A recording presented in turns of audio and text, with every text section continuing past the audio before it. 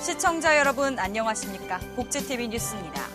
추석과 같은 명절이 되면 많이들 고향길에 오르시는데요.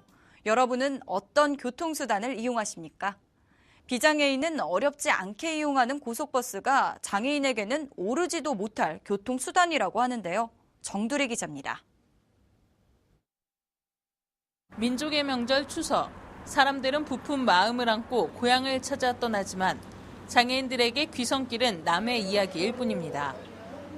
시내버스에 저상버스가 적은 비율이지만 생겨나고 지하철에 승강기가 설치되는 변화가 있었지만 여전히 시외 지역을 이동하기 위한 고속, 시외, 광역버스 등에는 접근이 불가능한 현실. 전국장애인차별철폐연대는 지난 2일 오후 서울 남부터미널 등 전국 10여 개 주요 시도버스 터미널에서 장애인 접근권 보장을 위한 동시다발 기자회견을 진행했습니다. 저는 누구나 비장애인도 그렇고 장애인도 그렇고 내가 원할 때 내가 언제든지 내가 티켓을 끊고 내가 안전하고 편리하게 대중교통을 이용하는 것이 그게 이동권이고 그것이 국가가 담보해야 될 문제라고 생각합니다. 교통약자의 이동편의 증진법에서는 교통약자가 모든 교통수단과 여객시설 및 도로를 차별 없이 안전하고 편리하게 이용해 이동할 수 있는 권리를 가진다고 명시하고 있습니다. 하지만 현실은 장애인을 위한 탑승시설이 마련되지 않아 휠체어를 이용하는 장애인은 버스의 계단에 가로막히고 기어서라도 버스에 타겠다고 몸부림쳐야만 하는 것이 지금의 장애인 이동권입니다. 그 법에 명시되어 있는 장애인의 탑승 권리를 아무도 보장하지 않았습니다. 10년 동안 뭐 했습니까? 이 나라 정부, 버스 운송사업주, 지자체. 장애계의 외침에 서울 남부터미널 운수사 운영에는 저상버스 도입을 위해 정부에 적극 건의하겠다고 약속했습니다.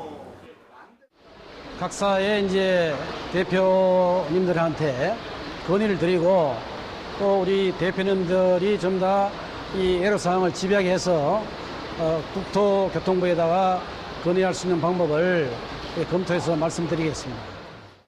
마음껏 고향에 가고 여행을 할 자유와 권리를 외치는 장애계는 정부의 적극적이고 구체적인 정책과 예산 마련의 답변을 기다리고 있습니다. 복지TV 뉴스 정두리입니다. 2012년 5월 시작된 19대 국회 전반기를 마쳤습니다. 19대 국회에서 장애인 관련 법률들의 처리 실적은 어땠을까요? 정유림 기자가 살펴봤습니다. 19대 국회 전반기 국회에 상정된 장애인 관련 법률 10건 중 고작 2건만이 가결된 것으로 나타났습니다. 한국장애인단체 총연맹이 발간한 장애인 정책 리포트에 따르면 제19대 국회 전반기 장애인 관련 제정 법률안은 18건, 개정 법률안은 121건 등 모두 139건이 발의됐는데 제정 법률안 중 5건만이, 개정 법률안은 22건만이 처리돼 모두 27건이 처리됐습니다. 처리된 제정 법률안은 19대 국회 1호 법안인 발달장애인 권리 보장 및 지원에 관한 법률이 유일했으며 계류 중인 법안의 대다수는 해당 상임위 소위에서 초기 논의조차 진행되지 않은 경우가 대다수를 차지했습니다.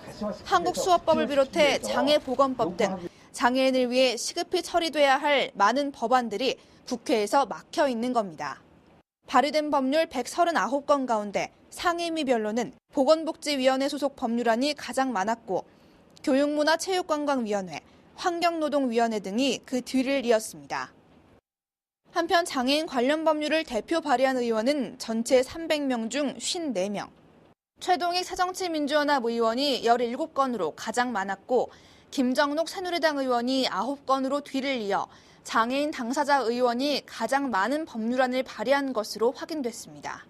한편 장애인복지법과 편의증진법, 장애인활동지원법, 특수교육법과 고용촉진 및 직업재활법 등이 가장 많이 발의된 법률안들의 이름을 올렸습니다. 복지TV 뉴스 정유림입니다. 장성 요양병원 화재 사건을 계기로 경찰 등 관계기관이 전국 요양병원에 대한 합동 점검을 실시했는데요. 허위로 부당 청구한 건강보험 진료비가 무려 900억 원이라고 합니다. 박정인 기자입니다. 전남 장성요양병원 화재 사고 이후 경찰청과 보건복지부, 국민건강보험공단은 합동으로 전국 요양병원 1,265개소를 대상으로 불법행위 합동단속을 실시했습니다. 경찰은 총 143개 병원의 불법행위를 적발해 11명을 구속했고 국민건강보험공단은 건강보험진료비를 허위 부당 청구한 의료기관에 대해서 환수 조치에 들어갔습니다. 경찰이 발표한 주요 사례를 보면 우선 의사면허를 대여받아 사무장병원으로 운영하며 요양급여를 부정수령한 요양병원과 서울역 등재에서 노숙인을 유인해 가짜 환자로 등재하는 방법으로 요양급여를 수급하고 퇴원을 요구하는 노숙인을 감금하는 등의 수법이었다고 말했습니다. 한편 경찰청은 앞으로도 관계기관과 공조체계를 바탕으로 요양병원 등 관련 불법과 비리를 계속해서 강력 단속하겠다며 국민들도 적극적인 요양병원 등의 비리를 경찰서나 복지부에 신고해달라고 밝혔습니다. 복지TV 뉴스 박정인입니다. 정부가 내년 일자리 예산을 올해보다 1조 원 이상 늘린 14조 3천억 원으로 편성하기로 했습니다.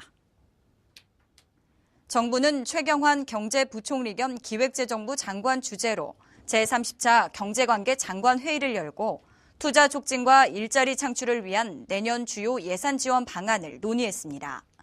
이번에 논의된 예산 지원안에 따르면 노인과 장애인 등 취업 취약계층이 참여하는 사회 서비스 일자리는 20만 9천 개로 올해보다 1만 개 더 확대됩니다. 한국아동복지협회와 전국의 아동복지시설 관계자들이 아동복지시설 운영 예산을 중앙정부로 환원할 것을 촉구하는 집회를 열었습니다. 협회와 시설 관계자들은 정부가 현재 지방정부의 복지예산 부담을 보조해주기 위해 실시 중인 분권 교부세가 내년 1월부터 폐지됨에 따라 지자체 예산으로만 운영이 되면 지역별로 아동 복지 수준이 차이가 나게 될 것이라고 주장했습니다. 이에 따라 정부는 아동 복지시설 지원을 지자체에만 맡기지 말고 중앙정부 예산으로 책임져야 한다는 목소리를 높였으며 집회를 마친 후 청와대에 서명지를 전달했습니다. 장애계 단체가 음성 꽃동네 시설의 한 원장 수녀가 장애인 차별 발언을 한 것에 대해 국가인권위원회 앞에서 이를 진정하는 기자회견을 가졌습니다. 이번 진정 기자회견은 희망의 집 원장 수녀가 지난 6월 20일 신입직원 교육에서 꽃동네 탈시설 장애인에 대해 차별 발언을 했다는 제보에 따른 것입니다. 단체는 원장 수녀가 꽃동네에서 나간 장애인이 일당 4만 원을 받고 프란체스코 교황이 꽃동네에 방문하는 것에 대해 반대하는 인터뷰를 했다고 말했다며 장애계 단체는 인권위 진정으로 원장 수녀의 사과와 시설 원장의 관리 감독, 홈페이지 사과문 게재 등을 요구했습니다. 추석 때 만드는 대표 음식 중 하나인 송편. 외국인 며느리들이 송편을 빚으며 한국의 전통 문화를 배우는 시간이 마련됐습니다. 박성호 기자가 다녀왔습니다. 지난 2일, 일주일 앞으로 다가온 한가위를 맞아 영덕군 다문화 가족 지원센터에서는 다문화 가족 30여 명을 초청해 사랑은 나누고 정을 더하는 송편 만들기라는 슬로건으로 추석맞이 송편 만들기 행사를 가졌습니다. 우리 국민들이야 한가위를 너무 잘 알지만은 이 다문화 가족분들은 이제 영덕에 오시면서 이러한 문화를 잘 모르지 않습니까? 그래서 송편도 빚고 하면서 우리 문화도 좀 알리고 이 다문화 가족들이 우리 지역에서 정착될 수 있도록 지속적으로 우리가 군에서 좀 지원할 필요가 있다. 이번 행사는 추석의 의미와 송편의 유래를 통해 한국 문화를 쉽게 이해하고 다문화 가족들이 한국 생활에 쉽게 적응할 수 있도록 마련됐습니다. 고향에서는 그거 다른 거 있는데 한국에 와서 송편 빚어보고요. 한국 문화도 배워서 정말 좋았습니다. 영덕군 다문화 가족 지원센터에서는 다문화 가족들을 위해 매주 한글 교실과 한국 전통 무용 등 다양한 문화 강좌를 운영하고 있습니다. 참여도가 굉장히 높아요. 그리고 제가 해년마다 한국 음식을 가리키고 있는데요.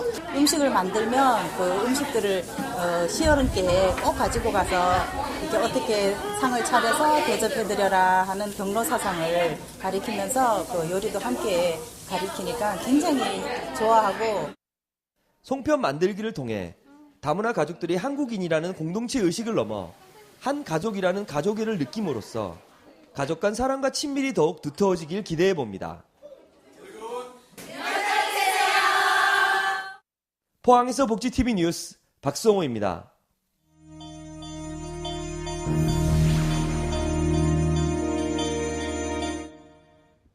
이어서 간추린 뉴스를 전해드립니다.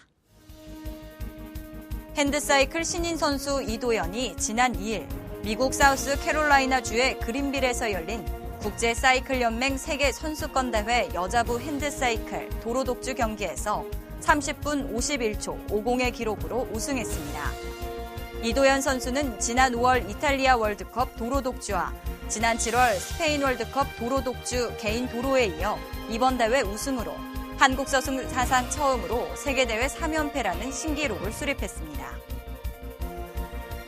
정부와 새누리당은 2015년도 예산 편성 방향 회의를 열고 내년부터 65세 이상 노인은 동네 모든 병원과 의원에서 독감 예방 접종을 무료로 받을 수 있도록 했습니다.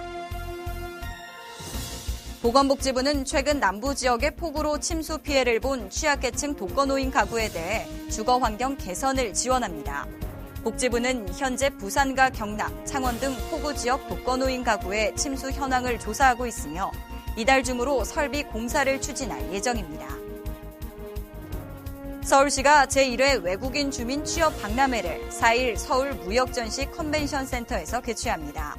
이번 박람회에서는 외국인 채용을 희망하는 64개 국내외 기업이 참여합니다.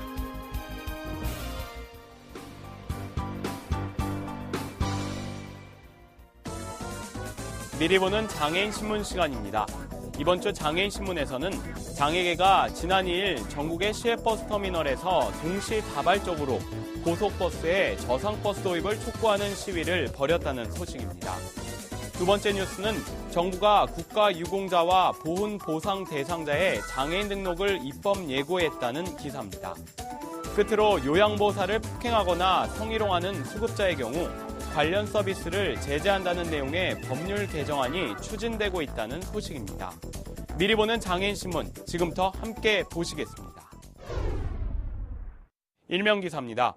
전국 장애인 차별철폐연대가 지난 2일 서울 남부버스터미널 등 전국 11개 주요 시도 버스터미널에서 고속버스와 시외버스 장애인 접근권 보장을 위한 동시다발 기자회견을 진행했다는 내용입니다. 장애계는 지난 2005년 제정된 이동편의 증진법에 분명히 관련 내용이 명시돼 있지만 10년이 지난 지금까지도 장애인의 대중교통 이용 권리가 제약을 받고 있다고 주장하고 있습니다. 두 번째 기사입니다. 보건복지부가 국가유공자와 보훈보상 대상자 등에 대한 장애인 등록을 허용하는 내용의 장애인 복지법 시행령 일부 개정안을 입법 예고했다는 기사입니다. 국가유공자와 보훈보상 대상자에게 장애인 등록과 관련된 지원 사업이 허용된다는 내용이 포함돼 있지만 국가유공자의 경우 중복되는 복지 사업에 대해서는 일부 제한 사항이 있다고 합니다. 끝으로 요양보호사를 폭행 등으로부터 보호하고 부정수급을 방지하기 위한 법률 개정안이 국회에서 발의됐다는 소식입니다. 따라서 수급자가 신체적, 성적, 언어적 폭력을 행사해 유죄 판결을 받았거나 장기 요양 인정서에 작성된 사항이 아닌 행위를 강요하는 경우 또는 장기 요양기관과 공모해 본인 일부 부담금을 면제 감경받는 경우에는 장기 요양급여를 제한하도록 한다는 내용입니다. 지금까지 미리 보는 장애인 신문이었습니다. 장애인 등록증 재발급 신청. 기존에는 관할 주소지의 읍면동 주민센터에서만 신청할 수 있었는데요.